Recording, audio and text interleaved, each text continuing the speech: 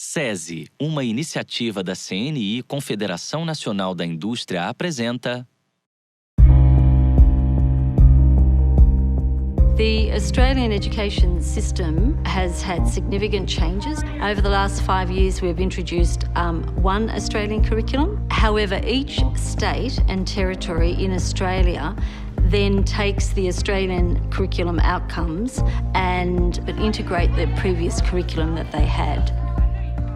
We have three major emphases. One is Indigenous education for Australia, and that is a really very, very important area where the outcomes for young Indigenous people is quite poor. The second one is sustainability of the environment, and the third one is ICT.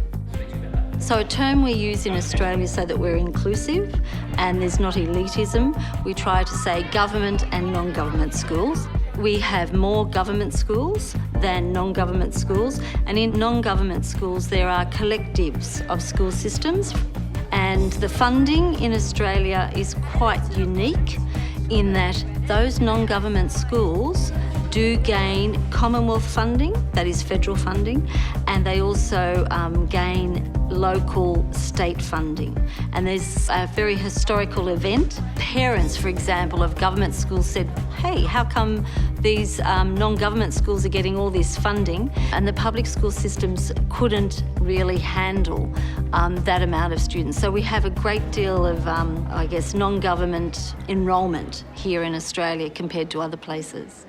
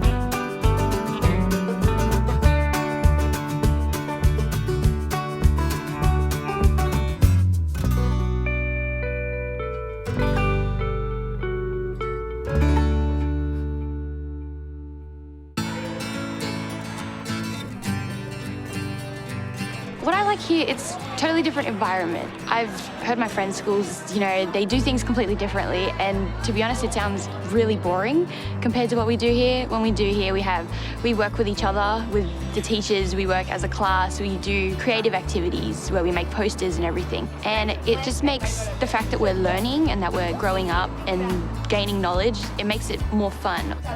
On an original classroom, it's the one student with 30 kids in their own thing, and having 4 teachers or 5 teachers with 100 students, it's better at learning because if one student doesn't know what to do or is falling behind, a teacher can go and help them with that. We get to learn from each other. To learn, you have to teach, and if we teach each other how to do the task in a better way, then we all learn. From primary, it's an open learning space. And then when we get to year 5 and 6, we move into the high school area so we can get a feel of being in high school. And it's not such a big transition that we feel nervous because we are already with the students. It's just such a big environment, and it's a way of going into life, and it's being smoothly transported up. And I think that project-based learning kind of drills into how every student is different and that everyone has their own strengths and weaknesses, and then the teachers can cater to that. Being in an environment where you have so many kids around you to ask questions and to learn more, I feel like that was really benefiting for me, yeah.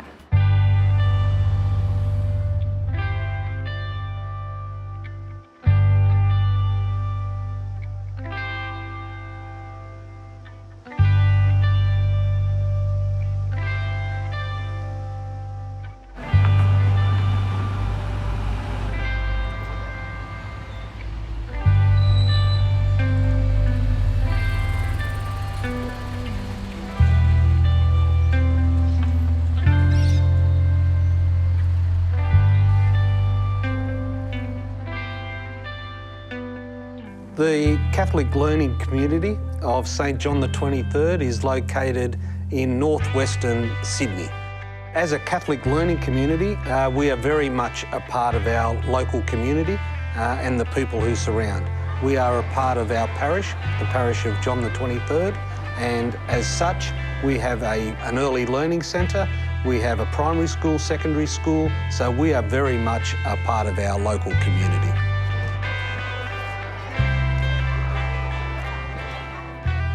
Our buildings, we're on a site which is on about 25 hectares, which was it's a fairly big site. We needed the kids to work collaboratively, so we needed furniture that students could face each other, could move comfortably around in a group.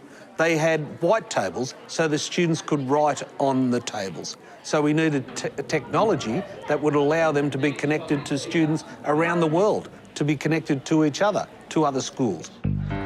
How we going, girls?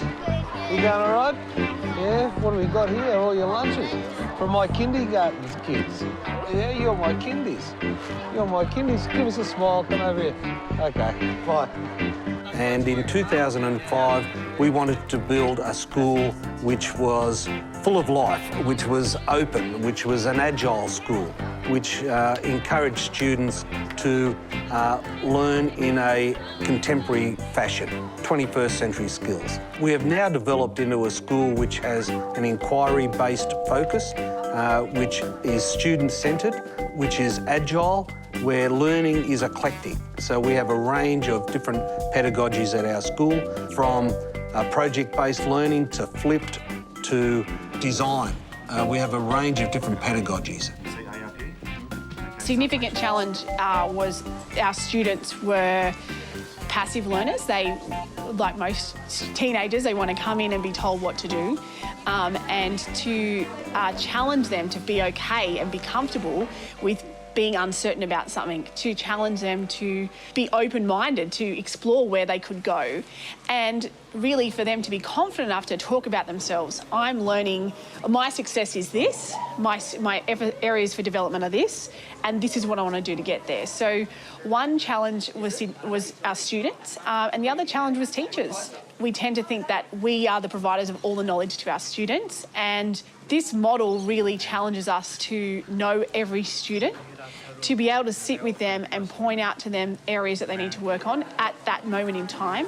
It really changes the dynamic of your role, and it's demanding and it's challenging, but it's also very rewarding to see students be successful and to know that your role is so pivotal in that success for them. So girls, what's your stories? So once upon a time, there was a 15-year-old girl named Felicity whose parents died in a car crash and she was 4 years old. She was sent to an orphanage where she has been living for 11 years until one of the worst days of her life, Friday the 13th of March 2015. So what's the moral of your story that you want the primary school to get out of it? So I want them to be grateful for what they have. So she wasn't really grateful for what she had in the orphanage, and then she was sent to a horrible home. Good job. The significant change in this school is that we are harnessing kids' curiosity and to ensure that we take our students beyond where they thought they could go. And the real way to measure that is if students are able to tell you, this is what I'm learning about, this is where I'm stuck, and this is what I need to do next. We've looked at developing skills around how does someone learn in a self-directed way, and moving forward towards the end of the year, we are looking at exploring students picking topics of interest and showcasing learning skills to learn about that topic. We're actually now going to try and perform each other's graphic scores. So we're going to use the instruments that we've got around the room, and we're going to swap scores with other people in the class, and we're going to see how we go interpreting each other's scores. Oh, yeah. Using any sounds. So, I got this. It's safe to say I've got this. Okay. Also a collaborative learner. They're not isolated. They know where they are at and they know where they're going, but they're also able to tell their peers that. And it changes from a place that gives students information that they write about to a community where students are brought here to learn skills that is going to help them beyond school. They're not going to remember the book they read, but they're going to remember how they learned to unpack the book, how they taught their peer about the book, how they connected with it, and then how they were able to showcase that to others. And that's what we're about, is what skills are they leaving us with, and how are those kids going to make an impact on the world when they leave us, because we want them to be using everything we taught them along the way to do that. Students on these have the better stories and they're the better talkers. Yep. They've been encouraged to ask the students what they can do better. Good, okay. In our classrooms, you will see 180 students and 6 teachers. And when you go in there, it's an inquiry-based model of pedagogy. So when you go into that classroom, you focus the learning on what they know, and those students can advance and move forward. You then go to what they don't know. So you'll see masterclasses. You'll see students working on projects. And in the projects, they will be working collaboratively. And then you'll see them presenting. And it's in the presenting where the highest and the greatest learning takes place. It's at that higher level. So you'll see our students presenting a lot and providing that back to their teachers in an individual basis and getting formative feedback on that. They all know what they have to do, and they all have an individual pathway and an individual learning program in that lesson. So in front of you, you've got an iPod set up. It's got a clip on it, a house in the 1950s in it. You'll notice, I highly doubt that your house has that colour scheme, and I highly doubt that your house is the same size, right? So 1950s Australia, not everyone who got married had their own house. A lot of families and extended families were sharing very, very small dwellings. So these rooms are going to be a lot smaller, okay, when you have a look. Okay, so look for colour scheme, look for the size of it, and also look for the technology that we've talked about in other masterclasses in there, okay? Is that a typewriter? Is it? I don't know, you tell me. Look closer. So it's about having the same plan, I suppose, teachers having that dialogue and also having that collaboration time. So you can't just assume that when you put adults or students together that they're all going to get along and have the same common understanding. So you have an agreement, so the kids all know what the expectations are in that learning space, where to find things, and the same in that teacher group as well. So they have these rules of collaboration, how they like to call each other on certain things, but also there's an opportunity of upskilling other teachers. But every day teachers are having professional conversations about students, about learning and where to next. And that's the most powerful thing, because you've got more adults talking about those students than just having one teacher knowing that class of 30. So kids could really then, you know, pick up on a teacher. I really like that way that teacher engaged with me and connected with me, so I might go and join that class.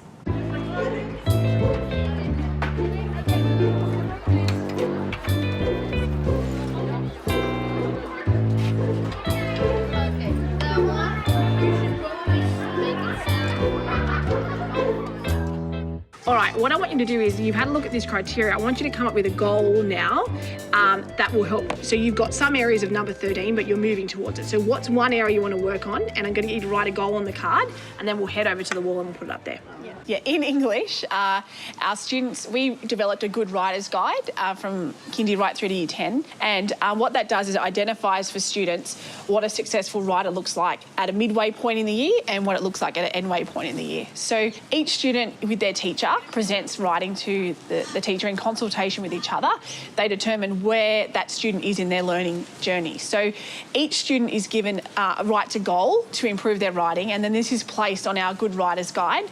And the students know where they are by the colour of the card. And so it's all about developing a growth mindset in students, that you're in charge of your learning, and that with clear goals and with clear vision, you can help to progress yourself to the next level.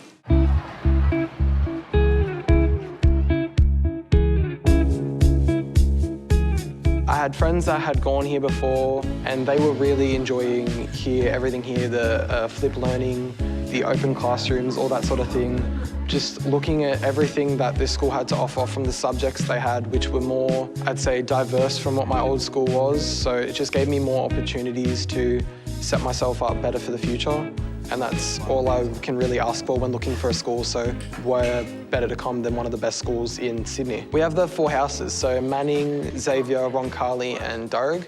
When you first move to the school, you'll get put into a house, and these are used for homerooms, athletics carnivals, swimming carnivals, all different sporting events. It's basically like a competition sort of thing, or one teacher who's assigned to the 4 different houses. We have 8 college leaders for my grade. I think my role is just to be the voice for the students. We've got a straw initiative I've got an email about. Yeah, 1 straw takes over 109 years to decompose. So I was thinking we could try and either eliminate straws altogether or at least reduce the straws we give out in the canteen, because you know it's a lot of plastic and we should really cut down on our carbon footprint. Yep. So I was thinking we could raise awareness through like assemblies and posters and flyers. Yeah, so I think we could really try and go for that. Well, I have to say I'm really enjoying that you guys are feeling really confident and empowered enough to keep coming up with ideas and keep bringing them to us. And hopefully you can see that we're engaging, because this is what we want. We want you guys to be driving the initiatives. It's your school, okay? So to have you coming up with all these ideas and then taking them to the community, I think that shows that, you know, the leadership team here, you're functioning really, really well, and it's quite, you know, it's a strength of our school. So how are you feeling about it? I feel like as a group of leaders, this year especially, we're achieving a lot. From the World Cup night, as like once we found out the spring fair wouldn't be on, like we can say that we were part of organising it. Yeah. That's really good mark to leave on the school. You're more than a part of organising it. You guys have conceived it and you're driving it. So we're just giving that little bit of assistance that you need with some of the formal parts of the night. But no, it's definitely your night. I hope you feel that. Yeah, it's exciting.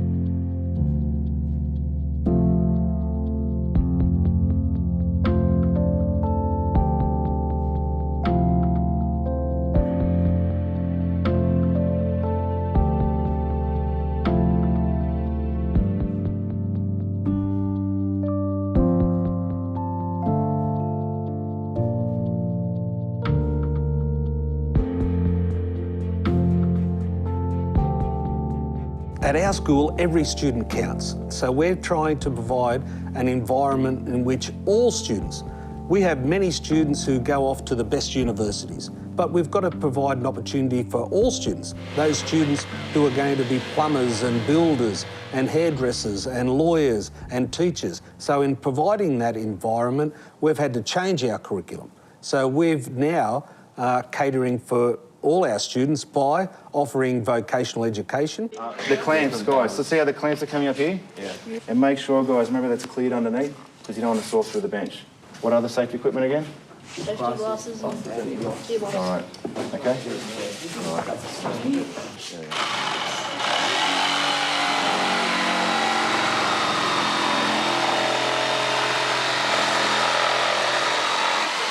Perfect. That's good. A little bit zagging, but that's okay.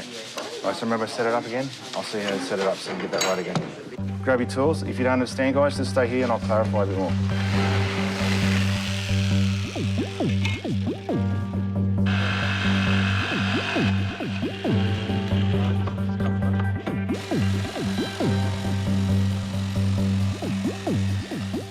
So in courses like construction and hospitality and finance and business and fitness, whilst also providing opportunities for our students to go to university whilst at school. We have multiple pathways that enable every student to be engaged in their learning. Oh my gosh! You guys are getting married. Come in here. You guys are getting married. Wow! We should totally take a selfie to celebrate the occasion. Wow! Wow! I could be your priest or your bridesmaid here.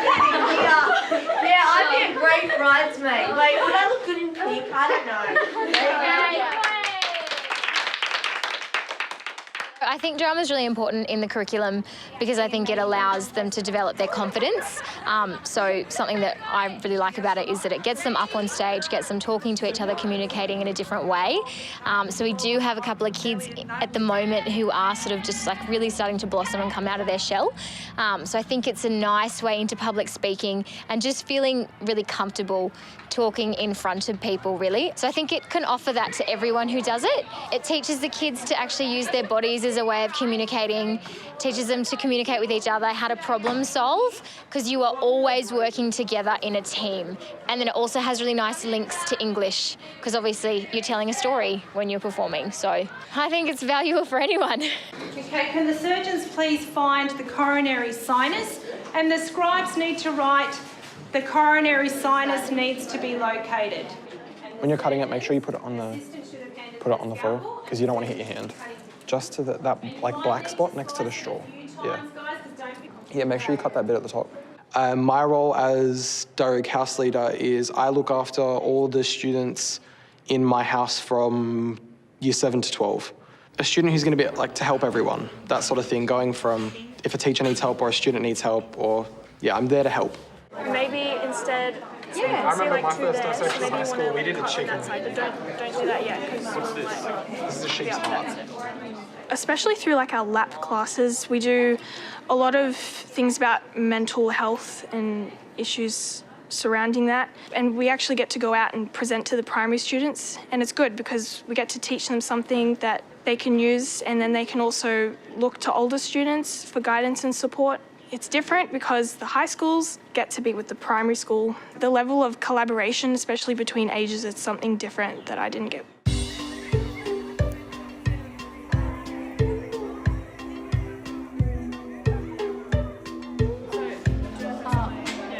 So see how it's like got that?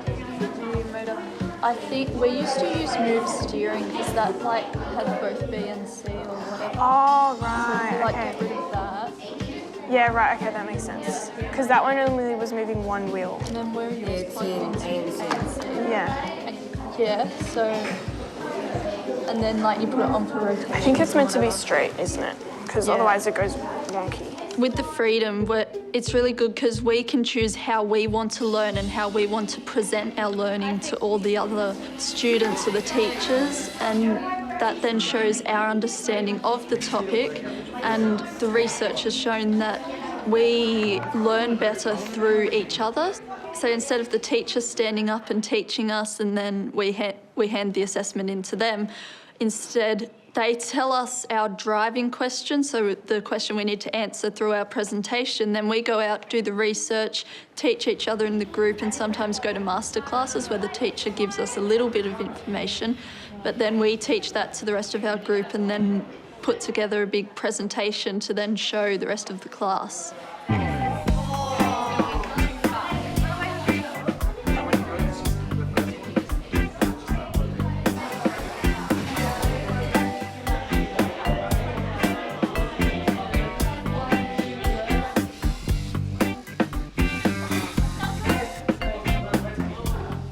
So with the technology, we make sure that technology is integrated in all the subjects across the school.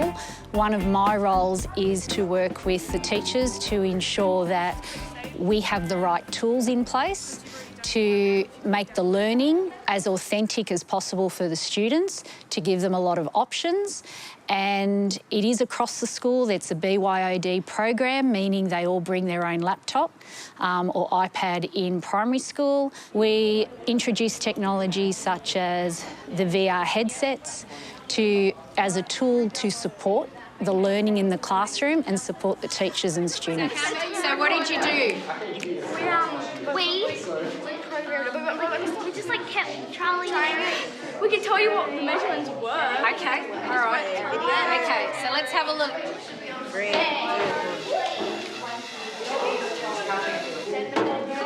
So now you're going to put that in your portfolio. So what's your next challenge now? Maybe do it, can I get it halfway? We have robotics in our TAS classes. The students learn how to block code and use software to do that. From those students that have never done coding before, to those that have, we actually allow them to explore. And we give them challenges, but the students themselves push themselves to create their own challenges. But the students it's an easy way for students to learn and access the technology very quickly. This is the part where it's got to be flexible. So remember later on, you know how you got your motor pod and your glider pod? So this is where you can't glue that in completely. So this is where, you know, the skills... Do they? So this one here... I'm going to go remove it while it's still warm. So we'll still warm, so we'll take that out. During our lesson today, we're looking at aerodynamics. So what we're doing is building planes from foam board, and then once we've built an actual model of foam, or the plane from foam, we can actually start doing testing outside, looking at weight and lift, looking at our pattern in aerodynamics. So when we start to design our plane out of foam board, they do a CAD drawing. And from the CAD drawing, we look at fluid dynamics. So we look at how the plane flies through drag. So we're looking at a different variety of ways of how drag affects aerodynamics on our planes that we're doing as well. The purpose of our flight simulator is to get students ready to fly with a motor inside it, rather than when they first start with a motor inside it, it's just a crash straight away. So if they get used to the controls at the start, it's less likely that they'll have an accident at the start. So you're building confidence into the students straight away.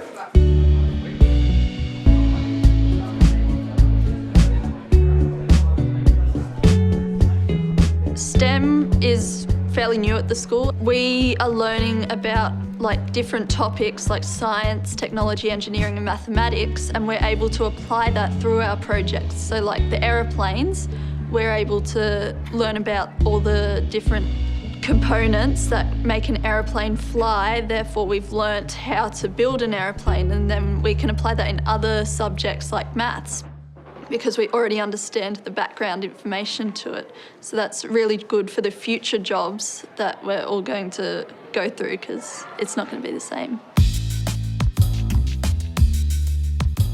Alrighty, shall we begin? So today we're going to go over the concepts of scalar versus vector, and we're going to do it by doing an experiment with little remote control cars. In groups of 3, we'll go outside and you'll set yourself a little course, race the cars around, record the time for each waypoint, that being a change of direction. I then want you to measure the distance of the waypoints from each origin. Why are we doing that? Emily? Yeah, we need to find the time so we can graph it. We're going to graph this information. What is the graph going to give us? What sort of information? It'll give us, if we're doing a distance versus time, it'll show how far we've travelled over time, and displacement is how far from the origin we are. Okay, let's go. I love the innovation. I love the student-centred learning. It's a learning curve for the teachers to allow students to, once again, to be in the driver's seat and decide what they want to do in their learning, to move away from the chalk and talk of learning. When I went to school, I'd run to the class and my teacher would write furiously on the blackboard for an hour, and then I'd go home and actually do some of my own work. Them having the choice of what they're going to study in my classroom is quite an exciting thing. I don't tell them what they need to know anymore. Yeah, so after school, I would like to do something in engineering. I'm kind of looking towards more of like aerospace engineering at the moment. I've picked all of my subjects around STEM. And for the course that I want to do, I have to do physics and mathematics. So I've already gotten those kind of sorted. So now I can do those and do the course I want to do. But also with Mr. Walsh, with the orbiter thing, because I'm really fascinated with space, I'd like to work at NASA type of thing. And although it might not particularly relate to a job, it's like background information that's all really important. And I like the fact that teachers, they take the time to teach you extra, like the passionate teachers, yeah. Oh, you've nailed this.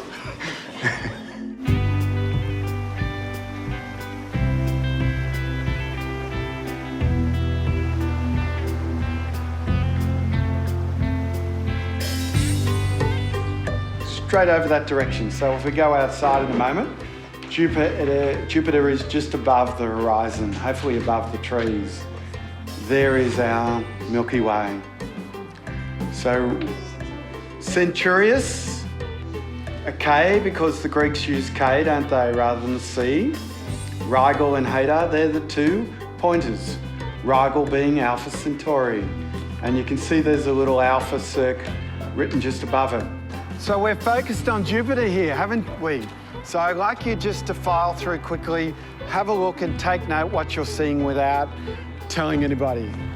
So as we wander through, we're seeing something large in the centre and some smaller objects either side. I really enjoy doing the extra stuff because at the moment in the curriculum, it's not really specifically centred around space engineering. It's more of like the fundamentals, so I'm really fascinated in looking deeper into that. So last year in May, I applied for a scholarship to attend NASA Space Camp through One Giant Leap Australia. And along with that, I'm also the inaugural student ambassador for the One Giant Leap Foundation Australia. So basically, I encourage kids my age to get involved in the STEM industry because I think it's really fantastic. Like, you know, it's the future type of thing. There's always going to be room for innovation.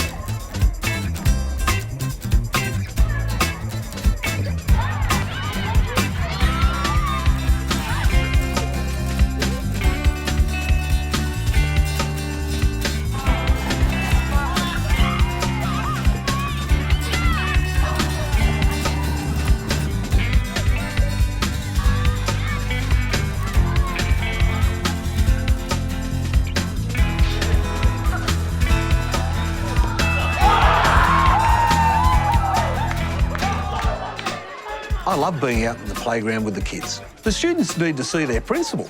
I need to see our students. They need to have that connection. They need to have that relationship. Connectivity is really important. We talk about being connected around the world and to other schools, but the student needs to be connected with their peers and with what our college is about. Our students are our greatest advocates, and we regularly survey our students to ascertain their needs, their requirements. And we are flexible and we are agile and we will move to their needs. They feel that they're more engaged in their learning. They feel that they've got more say over where they're going. When you empower your students, when you give them autonomy over their learning, oh, it's rich. It brings life to me. Listening up. So we're going on a guided tour. You are looking at the mortuary complex of King Joseph. The walls align to the 4 cardinal points, north, south, east and west, and had numerous gateways, but only one of them, this one that you're looking at now, allowed access to the complex. The rest of them were false doors. So, a little question. Does anyone know why ancient Egyptian pyramids were built? Yeah, what do you reckon? To protect the body of the pharaohs when they died. Today, I learned about the virtual reality with my friends. We got to learn about the ancient Egypt, and we got to see inside some museums. I find it a lot more fun and engaging because we get to see what it is like inside the museums, and we don't need to look at the book, so we can just explore and find out new things in the virtual reality. One of our friends, she went on to university and she studied archaeology, and she goes across there and helps on the digging. And she'd be about 20, 21 years old now, and she's been across at least once and worked there for weeks and weeks at a time doing the digging, finding little statues and things like that, and learning to read hieroglyphics. These classes are a new experiment. We believe it's unique to Australia.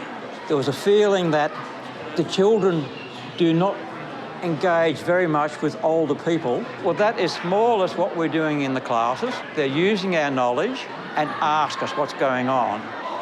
Certainly when we were young, we never spoke to adults. Now, they'll call you by your first name. That's the change.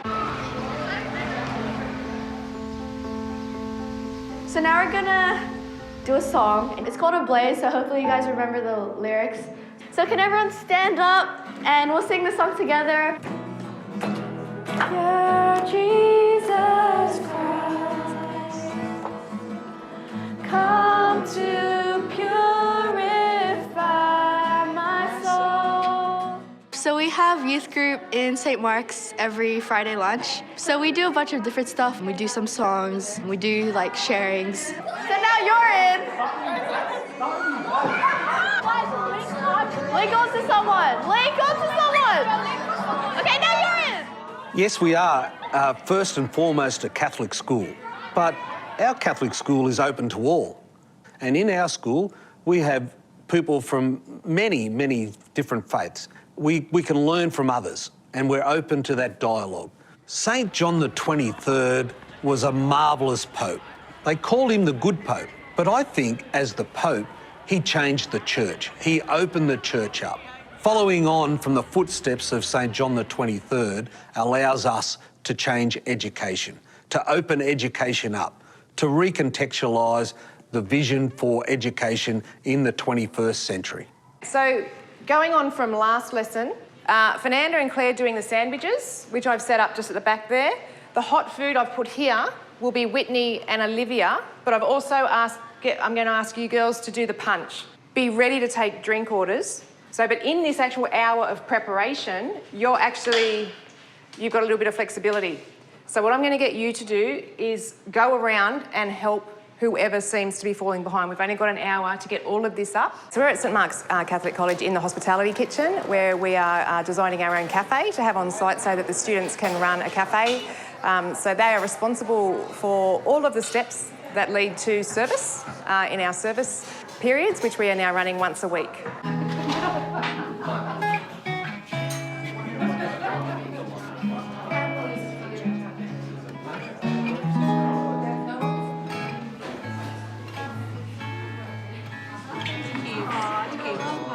So when they go out into the workforce, they'll be well prepared to do the job that's required in the workforce, because I'll have the training on site where they get to practice what they're doing before they get out there and do it.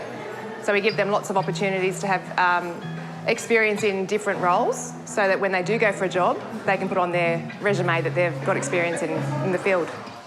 This is a bit special. That's right. Cheers.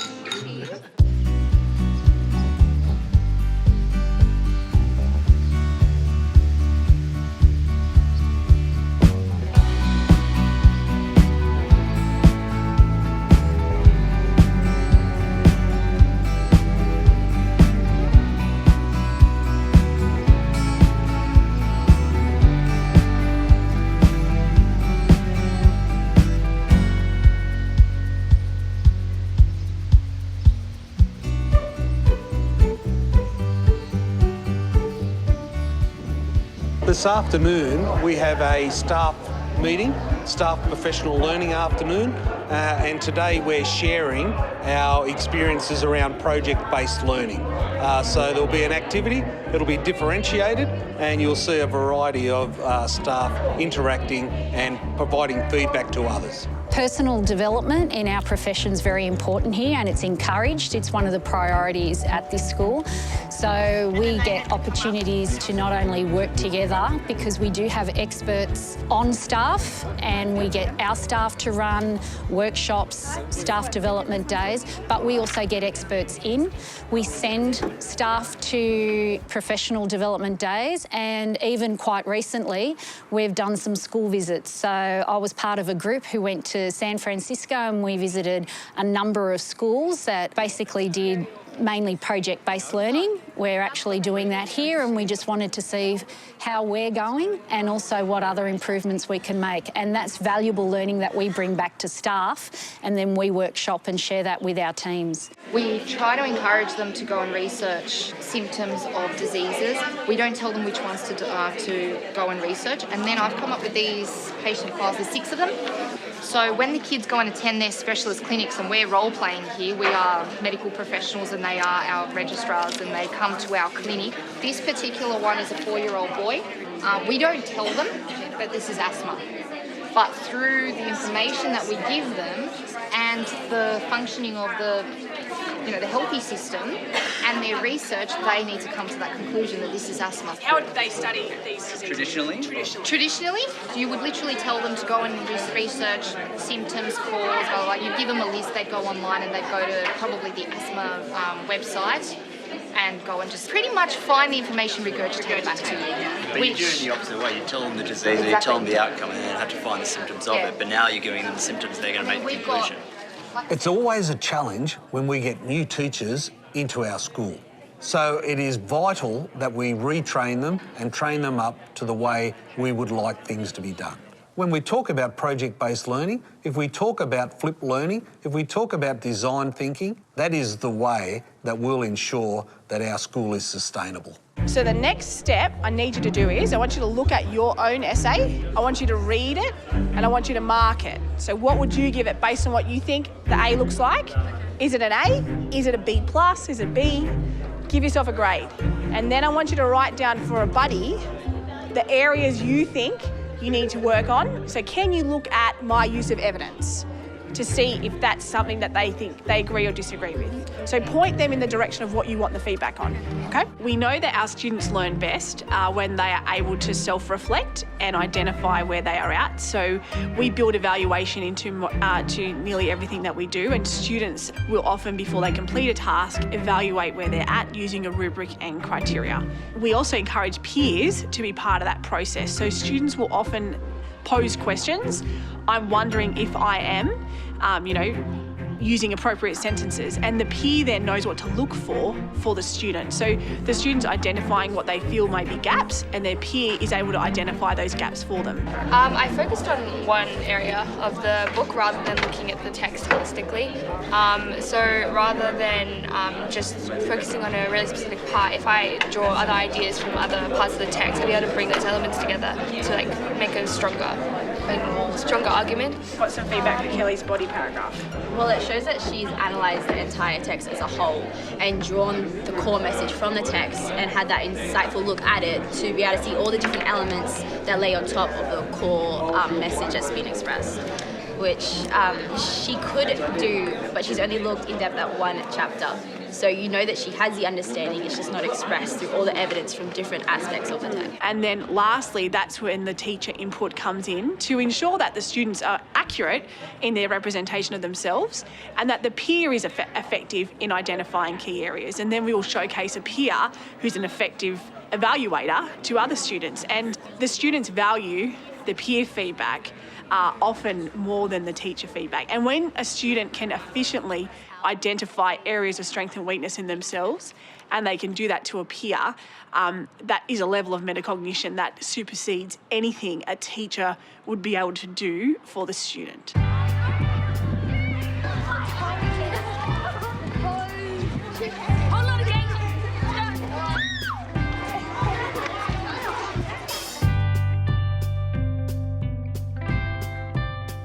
Good afternoon, ladies. Good afternoon. Now, we've got our student-led conferences coming up. What do you think works well with the student conferences?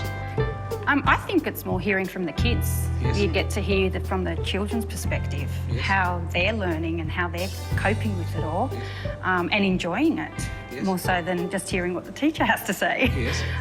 It's also good that they get to say something as well, and I think we get a chance to ask questions and just to see how it's travelling and if they need any extra help from the home. And our parents play a significant role in our community.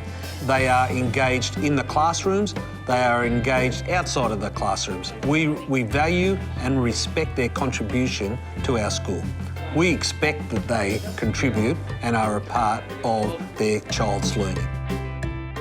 A school bag app is a great app that we have on our mobile phones, and with that I actually know exactly what's going on with school. So when it comes to parent-teacher meetings, fundraising activities, athletics carnivals, swimming carnivals, if I need to communicate with a coordinator or a supervisor, I can send them a quick email, leave a text. Everything is done online these days. So really, I don't really have to come up to the school at all unless I want to have a face-to-face interview with somebody. Thank you very much for coming and supporting our students.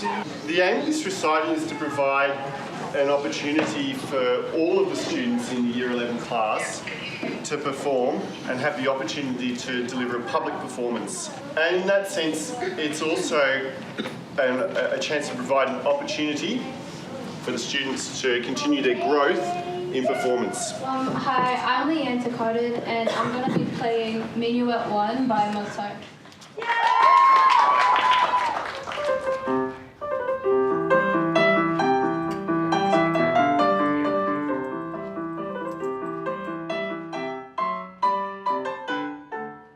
The schools helped me to prepare for my future with, I think, working collaboratively in groups, because once you get out into, for say, the real world, you're never going to have a job where it's just you. You're going to have co-workers no matter where you go, or they can just achieve something that may be like a dream to them, sort of thing. So the school's just preparing me in a variety of different ways that I see not a lot of places can.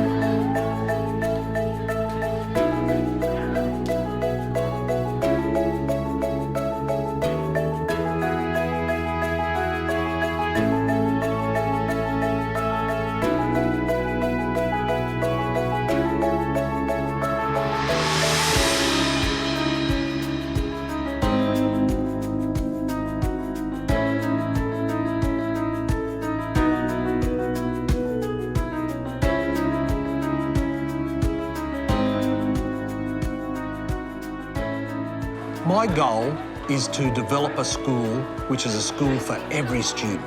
That's my aim. To be able to, I can sit back at the end of the day and say that I am striving to be the best school for that student, for that student, for that student. Whether they're going to university, whether they're going into a trade, whether they've got learning difficulties or gifted and talented. I want to be a school for every student. So I got to experience all the different changes around this school. So I saw the science labs being built, I saw the hall being built, everything around this school I saw being built. I became really excited to come to this high school and learn. And we have so many different facilities and so many different programs that we offer where my strengths lie, and I can use that to the best of my ability, and I can learn and grow more as a person and develop my passions. So when I go out into the workforce, I have that knowledge and that passion still driving me.